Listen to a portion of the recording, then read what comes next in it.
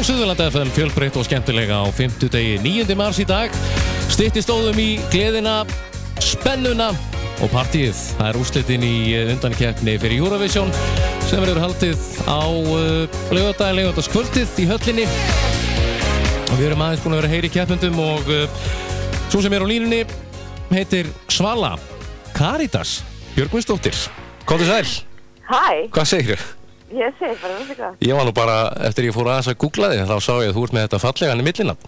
Já, ég er með þetta fallega millinafn sem hefur ekkert mikið verið notað. Sko. Nei, hvaðan kemur Karítas? Sko, þetta, ég ólst upp nefnilega í kaþólskri trú, móðurfjölskylda mín er kaþólsk. Já. Og þannig að ég fékk þetta Karítas-nafn þegar ég fermdist. Já, takk.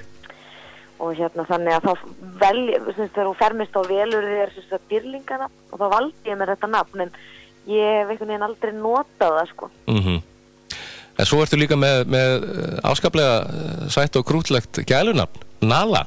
Já, það kemur frá afa mínum, það er ég kölluð í fjölskyldinu minn enn þann dag, það er afi minn heitinn, hann skýrði mér Nala bara leið og ég fæðist og þetta er bara eitthvað sem notað alltaf, þú veist, ég er alltaf kölluð Nala af pappa og þú veist, öllum í fjölskyldunni, sko.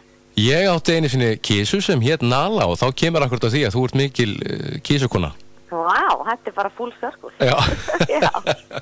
Já, það er æðislega, Nala er svolítið kísulegt nafn, sko. Það er nefnilega málið.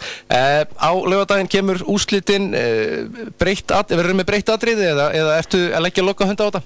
Já, við erum svona, við uppdateum þetta eitthvað aðeins það því að náttúrulega höllin er aðeins öðru sin háskólabíó þannig að maður getur left sér kannski aðeins fleiri hluti, sko. Já. Og en það verður svona, þú veist, einhverjar örlitla breytingar en ég held alveg mínu striki og en ég vil ekkert svona gefa of mikið upp hvað við erum að breyta. Nei. Það verður bara ennþá flottara. Fæ ég að sjá þig aftur í Buffalo-skónum? Já. Það er allir rosa svona, tók allir mjög mikið eftir þessum skóm, sko. Já. Það er alveg bara frábært, sko. Alveg frábært. Ég er rosa mikið í svona skóma, þetta er fyrsta lagi ógeðslega þægilegi skór og svo eru þeir búin að vera svolítið mikið í tísku núna síðan 2-3 ár, sérstaklega úti þar sem ég bý. Já. Og ég held að þetta sé að fara að koma svona æði aftur á Íslandi, sko, með þessum skóm. Þetta fer allt hringinn, tískan? Já. Það er bara þannig. Svala, þegar kemur að Eurovision, þetta er kannski aðsnæðileg spurning, ertu aðdáandi þegar kemur að Eurovision? Mér alltaf finnst rosa gaman að horfa á keppnina og svona og þó svo ég sé ekkit kannski veit ekkit um allt og er ekkit kannski alvitur um Eurovision, þá hefur mér alltaf finnst rosa gaman að horfa á þetta er alltaf sérstaklega stóra keppnin, þetta er svo mikið sjó og mikil stemning, það er alltaf rosa gaman að horfa á þetta og halda með ykkurum og sérstaklega, þú veist, ég menna þegar okkur hefur gengið vel, þá náttúrulega hefur verið alveg svakalega gaman að horfa á þetta. Já. Og þetta er náttúrulega svona bara eins og fótbolti, sko. Já. Þú náttúrulega hefur alveg... Það er í brjála keppniskap, sko. Já, þú náttúrulega hefur alveg upplifað þessa tilfinningu hvað aðalkeppnina varðar, náttúrulega bara út frá pappaðinum. Já, pappi mitt keppti, hvað var það, 95 eða 96, ég manna ekki. Já, ég er ekki vitrar en þetta og ég er á sama... Þetta verið 95 bara eitthvað svoleiðis, já. Já, ég googla þetta eftir. Já. En þá keppti hann mitt og meina þá hefur væntanlega fengið smjörþefin að þessu. Já, þá, ég fór reyndar ekkert með út en eitt, ég horfði bara á þetta í sjónvarpinu og var náttúrulega alveg ógeðslega stress fyrir hans hönd og svo náttúrulega ógeðslega stolt og spennt og en ég man bara hvað var mikill undirbúningur sem fór í þetta hjá pappa, sko. Já, nákvæmlega. Mjög mikið á þeim tíma. Áttu þér eitthvað upp á þessu Eurovision-lag?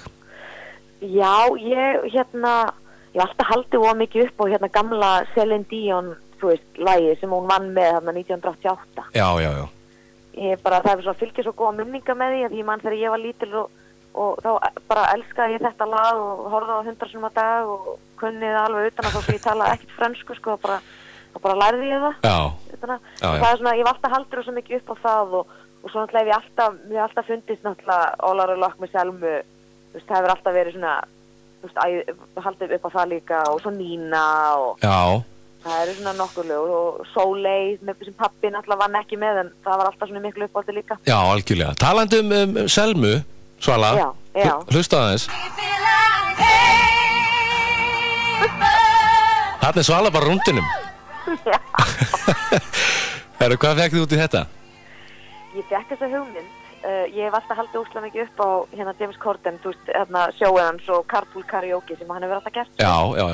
Þannig að ég hugsaði bara svona væri gaman ef að ég myndi bara fara í svona Eurovision Carpool Karaoke með tveimur okkar helstu Eurovision stjörnum sem að voru náttúrulega í öðru sæti þegar þær, þú veist, keftu, þá voru næstu búin að vinna þegar þær fóru út. Já. Og ég bara fekk þessa hugmynd að væri ógeðslega gaman að taka þær í smá rúnd og syngja lögin þeirra og leyfa þeim aðeins að syngja með mér og gefa mér nokkur svona, já, svona ráð um Eurovision og svona, og bara, þú veist, bara ég hef alltaf haldið upp á þessum söngkonur og svona og þannig að ég datt bara í huga að þetta geti verið skemmtilegt og ég held að fólk sé að taka ákveðlega í þetta, sko. Algjörlega. Mikið að horfa á þetta. Svala, Selma og Jóhanna Guðrún, þetta verður ekki dýrari, sko.